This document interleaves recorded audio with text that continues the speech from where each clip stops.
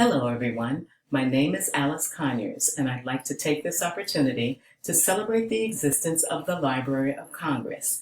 Now, I get that you may not necessarily be impressed by a library, but for a few minutes, please indulge me so that I might share my impressions with you.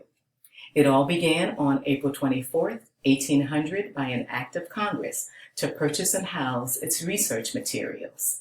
In creating this library, the forefathers could not have known the impact or the future value of such an endeavor. They could not have foreseen that the library would twice be destroyed by fire, or that it would grow from a small boarding house to 3 magnificent buildings in Washington, D.C. The forefathers could not have envisioned that the library would move beyond just serving Congress to serving the general public, and they could not have guessed that it would become home for the U.S. Copyright Office and a forerunner in preserving not only history and knowledge, but creativity, past, present, and future. Are you impressed yet? Well, there's more.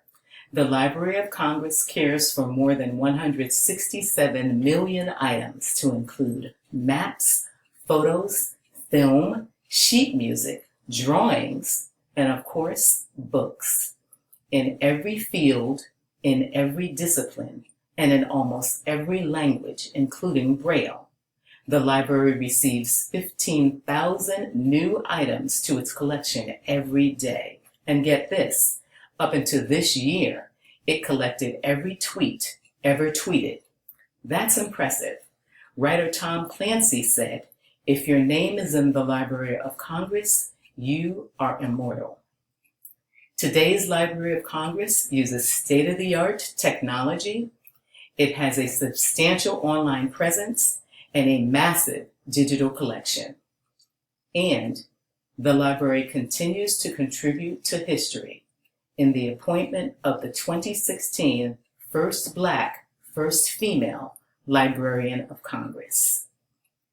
The nation's oldest federal institution and the largest library in the world, the Library of Congress is a treasure chest, and I hope I've impressed you enough to take a look inside.